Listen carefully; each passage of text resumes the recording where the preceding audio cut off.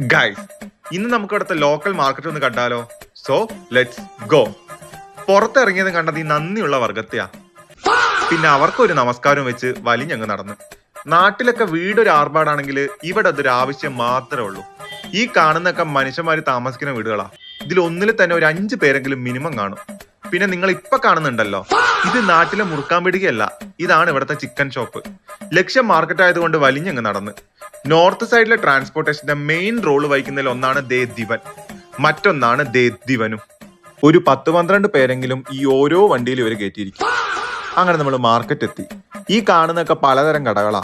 കുട്ടികൾക്കുള്ള മിഠായി തൊട്ട് വലിയവർക്കുള്ള ഡ്രസ്സ് വരെ ഈ കുട്ടിക്കടകളും നമുക്ക് കിട്ടും. പിന്നെ ഇതാണ് ഇവിടുത്തെ ബ്യൂട്ടി പാർലർ. ഇതുപോലത്തെ കുറെ ബ്യൂട്ടി പാർലർ ഈ മാർക്കറ്റിൽ തന്നെ അവിടെ എവിടെയായിട്ട് കാണാൻ വേണ്ടി പറ്റും. പിന്നെ ഈ കൊണ്ടുവന്ന ഇരുചക്ര വണ്ടി ഉണ്ടല്ലോ, ഇതുപോലൊരു സൈക്കിള് ഇവിടെയുള്ള ഒട്ടുമിക്ക ആൾക്കാരടുത്തും കാണും. പിന്നെ ഇതാണ് നമ്മുടെ നോർത്ത് ഭരിക്കുന്ന ആള്.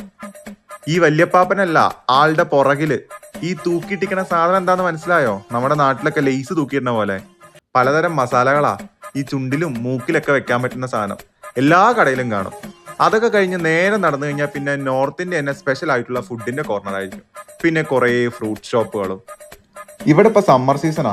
സമ്മർ സീസൺ ആയി കഴിഞ്ഞാൽ ഈ ഒരു പരിപാടി ഇവിടെ കോമണാ. ഈ ഫ്രഷ് കരിമ്പൻ ജ്യൂസ് ഞാനും കുടിച്ചു വരണം. ഇത് അടിപൊളിയാ ഗൈസ്. ഒരു ഗ്ലാസ്സിന് 20 രൂപ. അങ്ങനെ ജ്യൂസും കുടിച്ച് ഈ അടുത്തുള്ള പലഹാരക്കടയിലേക്ക് നോക്കിയിരിക്കുമ്പോഴാ പോണ് ഒരു ഫാമിലി മൊത്തം ഒരു ബൈക്കിൽ. അങ്ങനെ ജ്യൂസും കുടിച്ച് വെയിലും കൂടിയെന്ന് കണ്ടപ്പോൾ ഞാൻ തിരിച്ച് റൂമിലേക്ക് വന്നു. അപ്പോൾ ഓക്കെ, ബൈ.